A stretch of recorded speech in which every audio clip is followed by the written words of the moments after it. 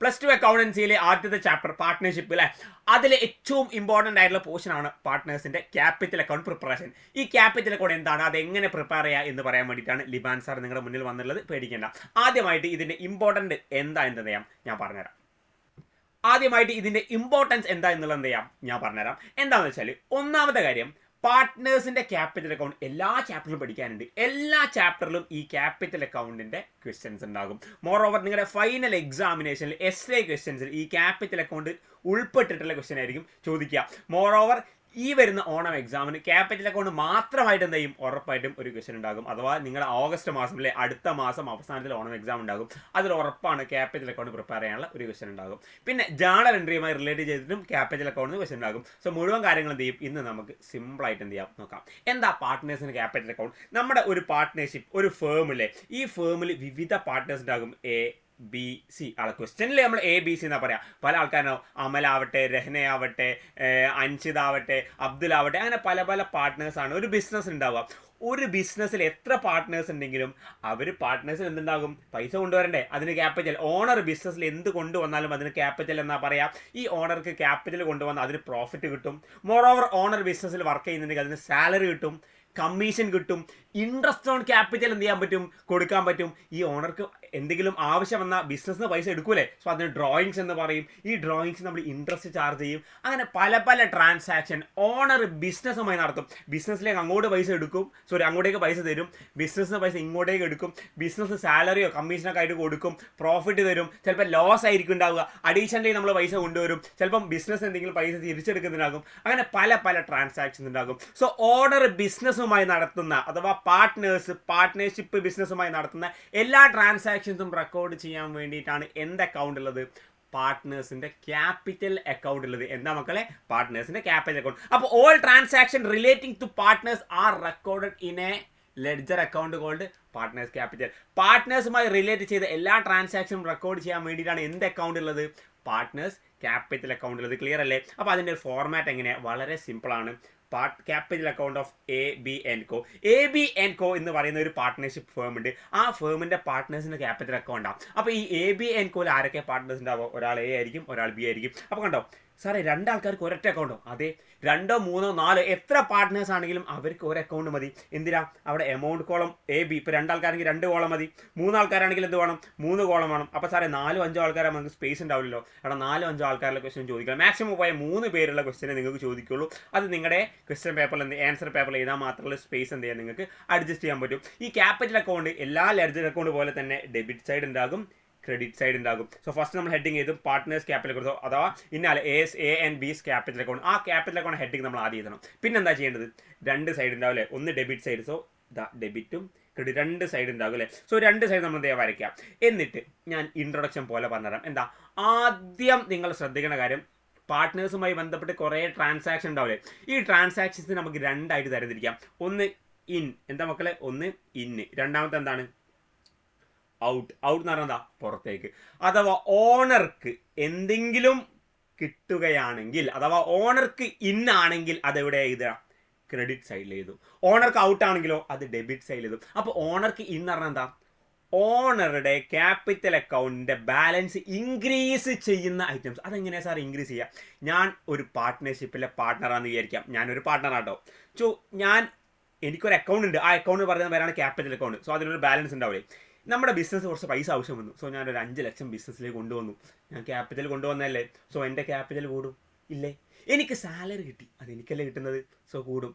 എനിക്ക് കമ്മീഷൻ കിട്ടുന്നു, interest on capital കിട്ടുന്നു, പ്രോഫിറ്റ് കിട്ടുന്നു. ഇതൊക്കെ എന്താ, എൻ്റെ ക്യാപിറ്റൽ ബാലൻസ് ഇൻക്രീസ് ചെയ്യുന്നതല്ലേ. സോ അതൊക്കെ എവിടെ എഴുതണം, ക്രെഡിറ്റ് സൈഡിൽ. എന്തൊക്കെ, ഒന്ന് ഓൾറെഡി എൻ്റെ ബാലൻസ് ഉണ്ടാകും, ബാലൻസ് ക്രെഡിറ്റ് സൈഡിൽ എഴുതേണ്ടത്. രണ്ടാമത്തത് അഡീഷണലി പൈസ ക്യാഷ് ക്യാപിറ്റലായിട്ട് കൊണ്ടുവരാണെങ്കിൽ എന്താ, അതും ക്രെഡിറ്റ് സൈഡിൽ എഴുതണം. എനിക്ക് പ്രോഫിറ്റിന്റെ ഷെയർ കിട്ടിയാൽ കണ്ടോ, ബൈ പ്രോഫിറ്റ്. പ്രോഫിറ്റ് മീൻസ് എന്താ, by P&L adjustment account. By cash, അഥവാ ഞാൻ ക്യാഷ് ക്യാപിറ്റലായിട്ട് കൊണ്ടുവന്നാൽ എനിക്ക് ഇൻട്രസ്റ്റ് ഓൺ ക്യാപിറ്റൽ കിട്ടിയാൽ എനിക്ക് എന്നല്ലേ കിട്ടുന്നത്, പിന്നെ എനിക്ക് സാലറി കിട്ടും, കമ്മീഷൻ കിട്ടും. ഇതൊക്കെ കിട്ടുമ്പോൾ എവിടെ എഴുതണം, ഈ ക്രെഡിറ്റ് സൈഡിൽ എഴുതണം.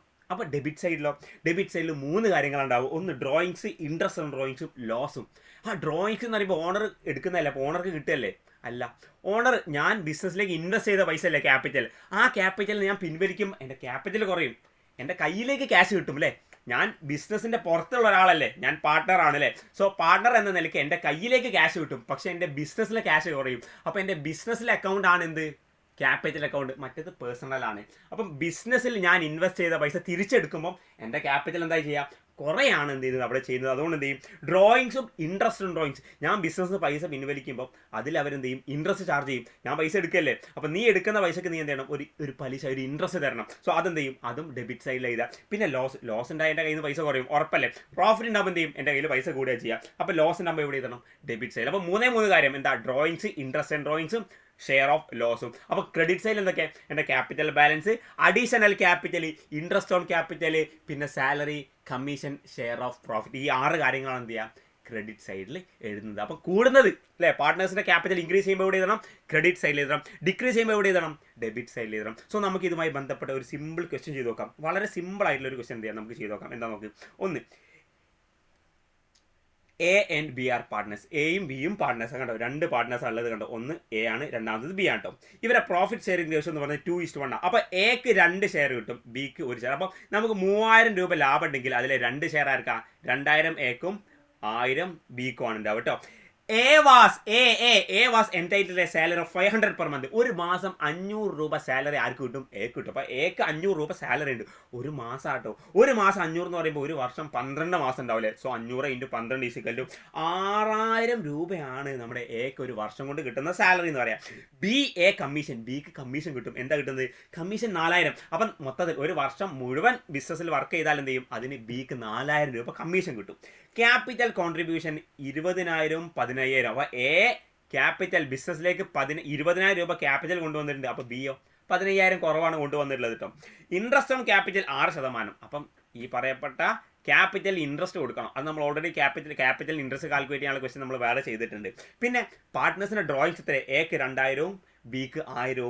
Interest on drawings, interest on drawings എത്ര, 200 100 ആണ്.